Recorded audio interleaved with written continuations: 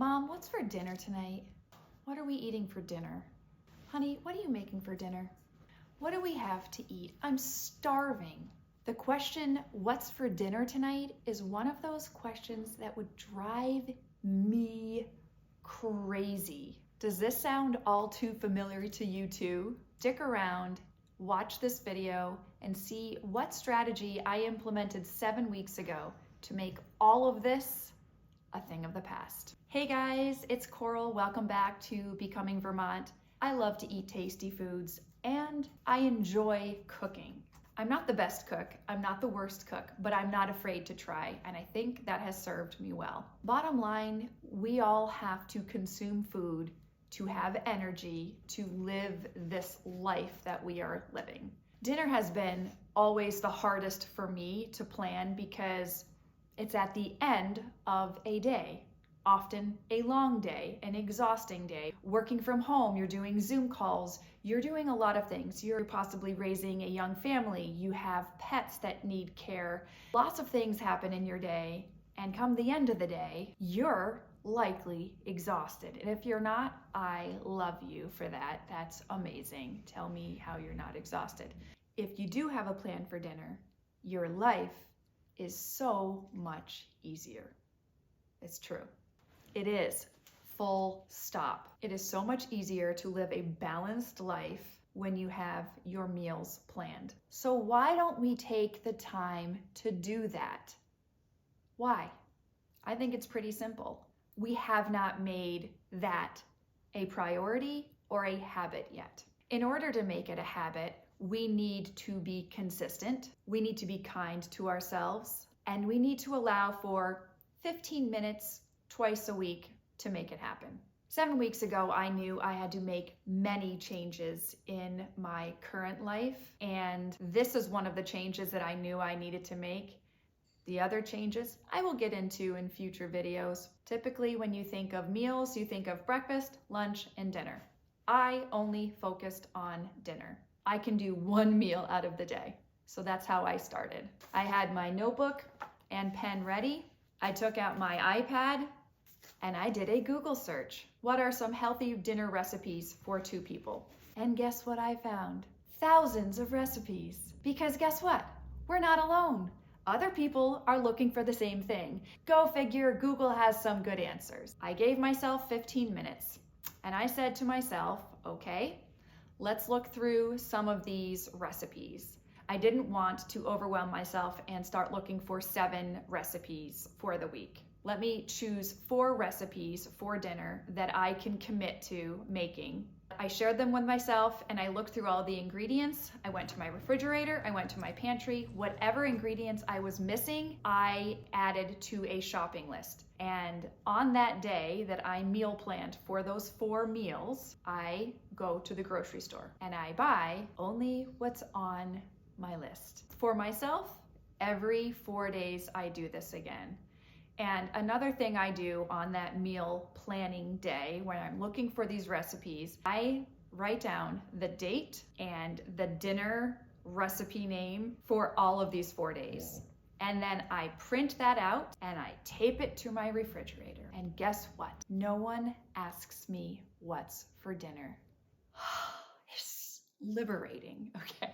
Even if it's just you and your partner at home, no one asking you that is just, especially if they did before, is really, it's a release. It is a process to make this new meal planning a habit, a routine. I know that. So I have done this now for 7 weeks and I am shocked at what has happened. There were some pretty impressive, unexpected benefits that happened because of this meal planning, this 4-day rotational meal planning. Let me tell you the benefits that I experienced. I think the best benefit was sitting down to a table with your partner, family, extended family, and just having a dinner together, face to face. This is like such a gift. As I would say, the second benefit is I'm spending way less money at the grocery store, way less money. And not only am I spending less money, I'm going to the grocery store less frequently. Number 3, I am considerably less anxious. I would get anxious about dinner because, if you just didn't have a plan, it was like, what are we gonna do? Da, da, da, da. Like just all of these factors, way less anxious. Huge benefit, wasn't expecting that. The fourth thing I have discovered is I am getting really excited about trying new foods. I used to get into a slump of like, what would we eat for dinners? Just like the same thing over and over and over again. But now with this meal planning and just forcing myself to sit for 15 minutes tops, thank you, JoJo.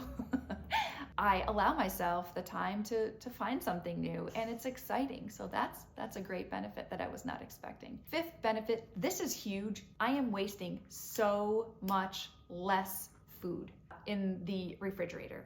I'm using up most of my fridge. In fact, at the end of the 4 days, my fridge is looking a little empty, which it never used to. And I take pride in that now because I'm using my food.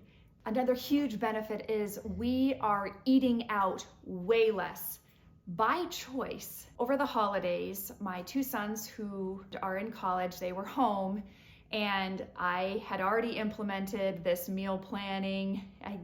I called it the menu. I put the menu on the refrigerator by tape. I know, ticky-tacky, I don't care. I love it. It makes me so happy. And I would say to the boys, my sons, would you rather, go out to this restaurant or have this home cooked meal? And every time given the option, they would choose stay home and eat the recipe that mom had selected. So I wasn't really expecting that benefit where people are choosing to stay home and have a dinner together versus going out to a nice dinner. Pretty cool. This next benefit goes along with that last one. We are spending, over these past 7 weeks, way less money on takeout and dining out than we are now. I would say previously we would either get takeout or dine out 3 to 4 times a week. Now, having this new habit, this new meal planning habit in place, we probably take out or dine out once every 10 to 14 days, once every 2 weeks, say. It blows my mind because dining out was such a thing that especially my husband and I started doing once our kids were away in college. And really that was due to laziness for not having a plan. Now that I have implemented this planning, we don't do that as often, and we don't want to do that as often. Not to say that date night is not important, because guys, it's very important to have dates with your partner, but it's just an interesting observation that the choices are shifting. And I love that. Such an unexpected benefit from just starting meal planning. And lastly, which may sound silly, but it's really not to me, so I'm going to share it. Going to the grocery store used to be a chore for me. In fact, I didn't enjoy it. But now that I have meal planning in place, I really find enjoyment and selecting really nice ingredients, being mindful, and really only sticking to my list. I love how much we have saved in so many parts of this process. It's all mindset. You can do this. You just have to choose to do this and want to do this. Again, tops, 15 minutes twice a week. That's it. It's so worth it for all the benefits. And I will say this, after a few weeks, it does get easier and less time consuming because more likely than not, you will have found 1 or 2, maybe more stellar recipes that you hadn't tried before that you want to rotate into maybe weekly meal planning or bi-weekly meal planning. I'll tell you a quick story. So I had this butternut squash in my refrigerator that I needed to use. So I went to my iPad and I typed up dinner recipes using butternut squash. One stuck out. It was called curried squash galette. I did not know what the word galette was. I don't even know if I'm saying it properly. It doesn't matter. The way it looked in the recipe, I thought, must try this. So I made this recipe and knock your socks off. This recipe was like roasted, delicious squash with roasted red onions and lots of curry. I put curry paste in there. And I also had some ground sausage, so I I cooked that up on the stove and then added it to this too. Holy moly, it was like pie, but not for dessert. It was like dinner pie, but not like chicken pot pie. It was, you guys, all I'm gonna say is if you are adventurous and you like curry, it is not a hard recipe to make. You even make the crust. You can do it. I highly recommend you try this recipe. I'll put it in the description box below because it was that good. So my point is, sorry, I digress. My point is, you'll probably find some recipes that are like, wow, out of this world, and you'll want to repeat them. And it's just going to make the planning process even more efficient for you. So it's not even gonna take the 15 minutes every 4 days anymore. I don't know, just let me know if you made that recipe because I'll probably not make that every week. I'm definitely putting that in rotation every month though. It's that good. It's so good.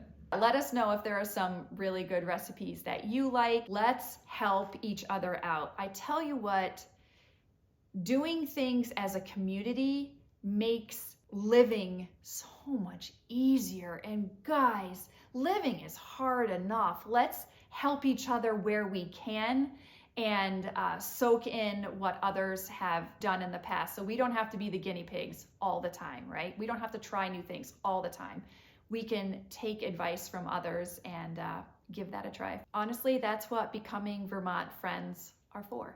That's what this community is for, to help each other out. Thank you guys so much for being here. If you are finding this channel for the first time and you're not yet subscribed to Becoming Vermont, I'd encourage you to hit the subscribe button below, like this video. It helps my channel grow, and I greatly appreciate having you guys here. We share new videos every Thursday and every Sunday. So put the notifications on and come on back and see what we have coming up. And let's get meal planning, friends.